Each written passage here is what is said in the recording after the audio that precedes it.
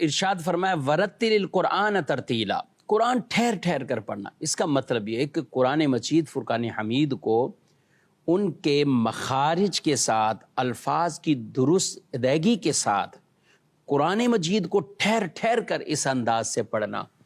یہ بہت اہم ہے اور یہ تجوید کا اہم فریضہ ہے۔ یاد رکھیں، لوگ قرآن یہ درست پڑھنا نہیں جانتے، دنیا بھر کی کتابیں ان سے پڑھوا لیں، طرح طرح کی لینگویج کے وہ جاننے والے ہوتے ہیں، سمجھنے والے ہوتے ہیں، پتہ نہیں کیسی کیسی باتیں کرنے والے ہوتے ہیں، مگر قرآن پاک کی بات کریں تو قرآن درست پڑھنا نہیں آتا۔ وہ شاید یہ سمجھتے ہیں کہ یہ قرآن پاک مولانا صاحب نے پڑھ لیا نا،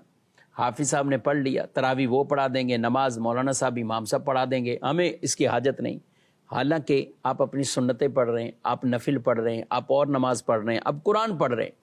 تو کیا قرآن پاک کے اندر ادائیگی اس کی درست نہیں کریں گے؟ یاد رکھیں کہ جس سے حروف صحیح ادا نہ ہوتے ہوں اس پر واجب ہے کہ صحیح حروف کی ادائیگی کے لیے وہ دن رات کوشش کرے۔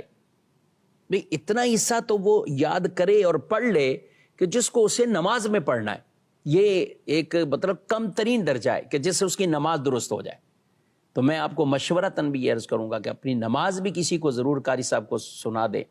ہاں، اتنا ضرور کر لیں کسی اچھے قاری صاحب کے ساتھ کہ آپ قرآن کا اتنا حصہ پڑھ لیں کہ آپ کو کچھ صورتیں یاد ہو جائیں، سورہ فاتحہ یاد ہو جائے، التحیات، تشہد یہ اچھی طرح یاد ہو جائے، تسبیحات یہ یاد ہو جائے، تاکہ آپ جب تنہا بھی نماز پڑھ رہے ہیں یا جماعت سے بھی پڑھیں گے تو التحیات تو امام بھی پڑھتے ہیں، مقتدی نے بھی پڑھنی،